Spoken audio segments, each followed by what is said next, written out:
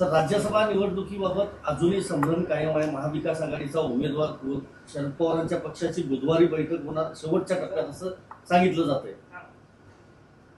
असं आहे की महाविकास आघाडीचं हा तीन तिघाड आहे. हा तीन तिघाड आहे, पण काम बिघाडा नाही हे लक्षात ठेवा. तीन तिघाडा नक्की आहे. काँग्रेसचा निर्णय दिल्लीत होणार, काय करायचं. शिवसेना आणि राष्ट्रवादी काँग्रेस मुंबईत आहे. तीन पक्ष एकमेकांशी बोलत आहेत, ती बोलणी संपत नाहीत. प्रत्येकाची इच्छा आहे, त्याच्यामुळे म्हणजे तीन तिघाडा आहे. जसं तिकडे महायुतीमध्ये सुद्धा तीन चाकी रिक्षा आहे. या गोष्टी अशा प्रकारच्या निवडणुकांमध्ये होत असतात. एक जागा आहे,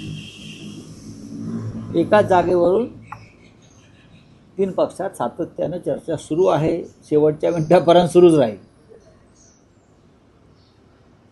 त्याच्यामुळे आता पाहू. पण इच्छुकांची संख्या वाढतीये, इच्छुकांची संख्या वाढत जाते, यादी मोठी होत जाते आणि जसे दिवस वाढतायत, जवळ येते, अर्ज भरायची वेळ आणखी वाढत जात आहे. तर ज्यामध्ये काय मार्ग काय? बघा, काँग्रेस पक्षामध्ये कोण इच्छुक आहे मला माहीत नाही. त्यांचे रिटायर होतात रजनीताई पाटील. राष्ट्रवादी काँग्रेस पक्षामध्ये फक्त शरद पवार आहेत, तिथे दुसरं कोण इच्छुक असणार. आमच्या पक्षामध्ये प्रियंका चित्रवर्ती निवृत्त होत आहेत. इतर काही दोन लोकांनी इच्छा व्यक्त केलेली आहे उद्धवजींना भेटून. तर मला वाटतं राजन विचारे आहेत, विनायक राऊतांचं नाव मी ऐकलं. पण इच्छा व्यक्त करायला काहीच हरकत नाही. पण निर्णय पक्ष घेत असतो, पक्षप्रमुख घेत असतात. आणि आता शेवटी अर्ज भरण्याची तारीख येईल तेव्हा निर्णय घ्यावाच लागणार. किंवा आपला मीटिंग होणार आहे का एकत्रित? सध्या आपण कोणत्या युगात आहोत? आपण इंटरनेटच्या युगात आहोत. मिटिंगा या झूमवर होत असतात. काय झूमच ना, त्याच्यावर बोलणी सुरू असतात. यंत्रणा फार प्रगत झालेली आहे. प्रत्यक्ष भेटण्याची गरज मला वाटत नाही. काल जयंत पाटील आणि उद्धव ठाकरे यांच्यातही चर्चा झाली. आहे ना दावा, का दावा नसावा? दावा का नसावा? प्रत्येकजण आपापला दावा सांगतच असतो, कारण प्रत्येक पक्षाचा सदस्य निवृत्त झालेला आणि राज्यसभेमध्ये आपला सदस्य असावा हे प्रत्येकाला वाटतं.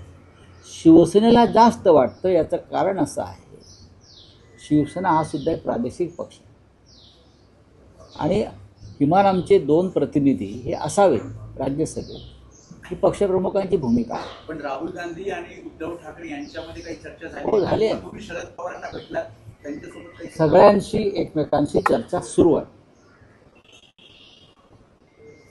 3 पक्षांच्या प्रमुख नेत्यांशी एकमेकात चर्चा सुरू आहे आणि ती सुरू असायलाच पाहिजे. पण पवार साहेब जर उमेदवार असले तर शिवसेनेची भूमिका काय असेल? निर्णय तर होऊ द्या. तर तुम्हीच सांगितलं होतं की शरद पवार हे इच्छुक आहेत. 100% इच्छुक आहे. ते इच्छुक आहेत हे खरं आहे, पण महाविकास आघाडी म्हणून निर्णय घेतला जाईल. म्हणूनच जयंतराव पाटील हे उद्धव ठाकरेंशी बोलत आहेत, उद्धव ठाकरे काँग्रेसच्या नेत्यांशी बोलत आहेत. जो निर्णय होईल तो एकमतानेच होईल. काँग्रेसला असं वाटतंय, काँग्रेसला त्यांचं राज्यसभेतलं विरोधी पक्षनेतेपद टिकवायचं आहे. त्यांना 2 खासदारांची गरज आहे. अशा वेळेस महाराष्ट्रातून खासदार जावा एक, कारण म्हटलं असं जातंय की शरद पवार जर त्यांना राज्यसभेवर पाठवलं आणि भविष्यात त्यांनी एनडीए सोबत जाण्याचा निर्णय घेतला तर कदाचित राज्यसभेतलं काँग्रेसचं विरोधी पक्षनेतेपद धोक्यात येऊ शकतं. नाही, मी तुम्हाला एक सांगतो, हे मनाचे श्लोक आहेत. शरद पवार कधी एनडीए बरोबर जाणार नाही. मला जे काय राजकारण कळतं इतक्या वर्षाचं, आणि मी जे काय इतके वर्ष माननीय शरद पवार साहेबांना ओळखतो, तेव्हा मी हे सांगू शकतो की स्वतः शरद पवार हे जॉर्ज फर्नांडिस यांच्याप्रमाणे एनडीए बरोबर जाणार नाही. हे मी खात्रीने सांगेन तुम्हाला. आणि दुसरा मुद्दा जो तुमचा काय आहे? राज्यसभेतलं विरोधी पक्षनेते नाही नाही, विरोधी बरोबर खासदारांची गरज आहे. आहे. बघा, काँग्रेसला विरोधी पक्षनेतेपदाची चिंता आहे आणि शिवसेनेला राज्यसभेमध्ये आपलं संख्याबळ जे 2 आहे ते टिकवण्याची चिंता आहे. काँग्रेसला राज्यसभेत विरोधी पक्षनेतेपद टिकवायची चिंता आहे आणि आम्हाला म्हणजे शिवसेना पक्षप्रमुख आणि शिवसेनेला राज्यसभेमध्ये शिवसेनेचा आवाज कायम राहावा ही चिंता आहे. प्रत्येकाची वेगळी चिंता आहे आणि ती या एका जागेभोवती गुंतलेली आहे. नाही, पण काँग्रेसकडून जी 2 नावं प्रामुख्याने समोर येत आहेत त्यात पृथ्वीराज चव्हाण आणि बाळासाहेब थोरात ही त्यांची नावं आहेत आणि त्यांचं असं म्हणणं आहे की आमच्या पक्षाचा जर प्रतिनिधी गेला तर आमचं हे राज्यसभेतलं विरोधी नाही पण आता पक्षनेतेपद ह्याच्यावरती मी इथे तुम्हाला उत्तर नाही देऊ शकणार ना. चर्चा सुरू आहेत आणि निर्णय एकमतानेच होणार. निर्णय तर घ्यावाच लागेल. 3 उमेदवार तर उभे राहू शकत नाहीत, तेवढी कोणाची ताकद नाही. पण या 3 पक्षामध्ये सर्वात मोठा पक्ष हा शिवसेना आहे.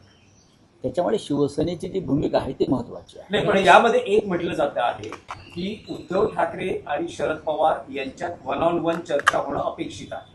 पण जर उद्धव ठाकरे शरद पवारांना भेटले तर एक मेसेज असा जाईल, काँग्रेसची भीती आहे का की काँग्रेसला एक मेसेज असा जाईल की उद्धव ठाकरे हे शरद पवारांना नाही. समर्थन करतायत? त्याच्यावरती मी आता बोलणार आहे. असं कोणाला भेटल्यामुळे समर्थन होत नाही.